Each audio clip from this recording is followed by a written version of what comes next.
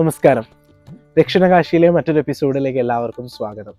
അക്കരെ കൊട്ടിയൂരിലേക്ക് ദർശനം നടത്തുന്ന ഏറ്റവും കൂടുതൽ ആൾക്കാർ ചോദിക്കുന്ന ചോദ്യമാണ്, സ്ത്രീകൾക്ക് എന്നു മുതൽ അക്കരെ കൊട്ടിയൂരിലേക്ക് പ്രവേശിക്കാൻ സാധിക്കുമെന്നുള്ളത്.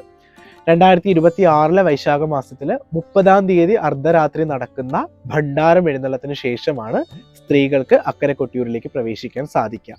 അതായത് ഏകദേശം 31-ാം തീയതി മുതൽ സ്ത്രീകൾക്ക് അക്കരെ കൊട്ടിയൂരിൽ പ്രവേശിക്കാവുന്നതാണ്. അത് ജൂൺ മാസം 20-ാം തീയതി മകം നക്ഷത്രത്തിന്റെ അന്ന് ഉച്ചശീവേലി വരെയാണ് സ്ത്രീകൾക്ക് അക്കരെ കൊട്ടിയൂരിൽ പ്രവേശിക്കാനായിട്ട് സാധിക്കുക. ഉച്ചശീവേലിക്ക് ശേഷം സ്ത്രീ പ്രവേശനം നിയന്ത്രിക്കുന്നതായിരിക്കും.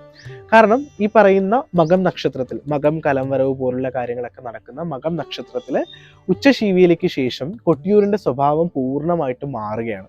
അതുവരെ നമ്മൾ കാണുന്ന ഒരു കൊട്ടിയൂരിന്റെ അവസ്ഥയായിരിക്കില്ല അതിനുശേഷം ഉണ്ടായിരിക്കുക. കാരണം വളരെ നിഗൂഢമായിട്ടുള്ള കൗള സമ്പ്രദായവുമായിട്ട് ബന്ധപ്പെട്ടുള്ള പല പൂജാവിധികളുമാണ് പിന്നീട് കൊട്ടിയൂർ നടക്കുന്നത്.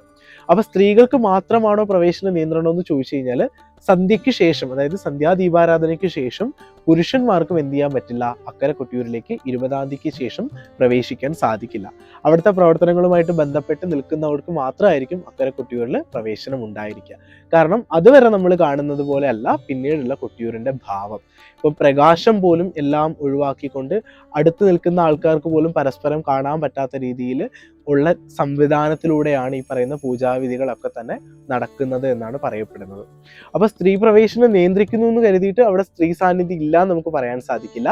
കൊട്ടിയൂരപ്പന്റെ പൂജകൾക്കെല്ലാം സാന്നിധ്യം അരുളുന്ന നങ്ങ്യാരമ്മ കൂത്തമ്പലത്തില് അവിടെ സാന്നിധ്യമായിട്ട് തന്നെ ഉണ്ടായിരിക്കും. പക്ഷെ ഇത്തരത്തിലൊരു നിഗൂഢ സമ്പ്രദായത്തിലുള്ള പൂജാവിധികൾ നടക്കുന്നത് കൊണ്ടാണ് ഈ സമയത്ത് എന്ത് ചെയ്യുന്നത്, ഈ പറയുന്ന പോലെ കൊട്ടിയൂർ ഉത്സവത്തിൽ നിന്നും സ്ത്രീകളെയും സന്ധ്യയ്ക്ക് ശേഷം പുരുഷന്മാരെയൊക്കെ തന്നെ മാറ്റി നിർത്തുന്നത്. ആ ഉത്സവത്തിന്റെ ചടങ്ങുകൾ അതിന്റെ പൗരാണികമായിട്ടുള്ള രീതിയിൽ നടത്തുന്നതിന് വേണ്ടിയിട്ടാണ് അങ്ങനെ ചെയ്യുന്നത്.